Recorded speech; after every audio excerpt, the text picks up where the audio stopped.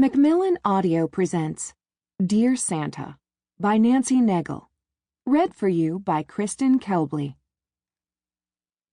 Chapter 1. Dear Santa, it's me, Chrissy again. I'm still being good. I'm going to have a Christmas tree in my room. You can put my presents there so I don't have to wait until Daddy wakes up Christmas morning. He sleeps way too late. Be careful on the stairs. Chrissy. Angela Carson prided herself on keeping things simple, like coffee, for example. She made her own. No K-cups or fancy electronic gadgets, just a good old-fashioned automatic drip pot, the same one that she'd had in her college dorm days. No exotic flavored coffee either, just the local grocer's brand. She used the same simplicity when it came to her store, Heart of Christmas, located in the old lighthouse at the edge of town where the road curved hard to the right, hugging the coastline near the jetty. And not just any lighthouse, but the one where her great-great-grandfather had worked until the day he died. When her grandmother, affectionately called Mama Grace, died, she'd left the family heirloom with all its charm to Angela, along with the beach house she'd grown up in, which was on the adjacent oceanfront property. And even though the lighthouse had been decommissioned long ago, it still sported its original day mark, a unique harlequin-like diamond pattern, adding a touch of whimsy among the sun-bleached pastel-colored beach houses in the surrounding area. Beachcombers came in droves year-round to Pleasant Sands, North Carolina, because the jetty pumped up the ocean waves, allowing for huge deposits of shells. Shell seekers spent hours rooting through the piles and piles of colorful treasures. Small prized shells, like the colorful coquinas, augurs, and tiny olive shells, could be found among larger shells, such as clams, scallops, occasional whelks, and Scotch bonnets, which were always a keeper. The bounty brought people back again and again, and with that came a steady flow of customers. Thankful was how Angela felt about all of those shell-seeking customers and her dedicated staff. But today, Heart of Christmas was closed, so she and her staff could enjoy the holiday with their families, despite the fact that her competition had chosen to stay open on Thanksgiving Day.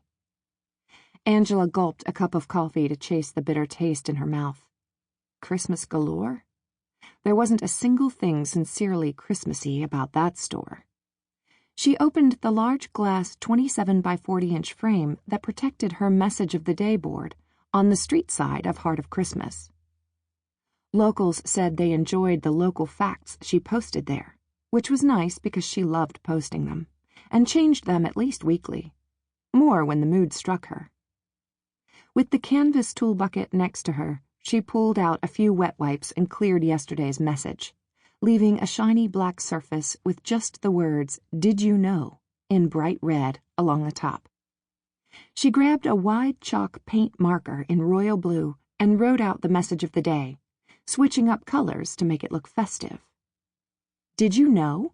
In 1710, Edward Teach, a.k.a. Blackbeard the Pirate, spent Thanksgiving in Pleasant Sands as a guest of the owners of the Topside Tavern, the Collins family, on Checker Street.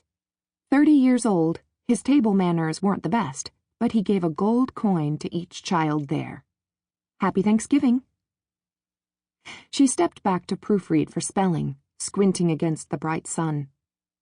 Last year, she'd had to break out her winter coat on Thanksgiving, but today the sun shone as brilliantly as if it were an end-of-season summer day.